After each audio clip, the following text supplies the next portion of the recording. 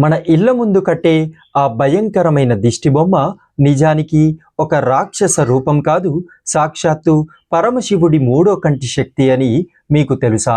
పూర్వం జలంధరుడు అనే రాక్షసుడి అహంకారానికి అంతం పలకడానికి పరమశివుడు తీవ్ర ఆగ్రహంతో తన మూడో కన్ను తెరిచాడు. ఆ మూడో కంటి మంటల నుండి కీర్తిముఖుడు అనే అత్యంత భయంకరమైన రాక్షసుడు పుట్టాడు. పుడుతూనే విపరీతమైన ఆకలితో ఉన్న ఆ రాక్షసుడు, స్వామి నేను ఎవరిని తినాలి అని అడిగితే శివుడు కోపంలో నిన్ను నువ్వే తినేసేయ్ అని ఆజ్ఞాపించాడు. అంతే, ఆ కీర్తిముఖుడు శివుడి మాట జవదాటకుండా తన తల తప్ప శరీరం మొత్తాన్ని తానే తినేసుకున్నాడు.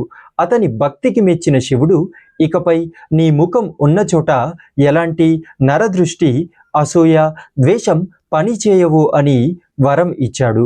అందుకే మనం ఇళ్ల ముందు పెట్టేది దిష్టిబొమ్మ కాదు, శివుడి వరం పొందిన ఆ కీర్తిముఖుడి తల. ఇలాంటి అద్భుతమైన ఆధ్యాత్మిక రహస్యాల కోసం ఇప్పుడే గీతానిత్య తెలుగు ఛానల్ని సబ్స్క్రైబ్ చేసుకోండి.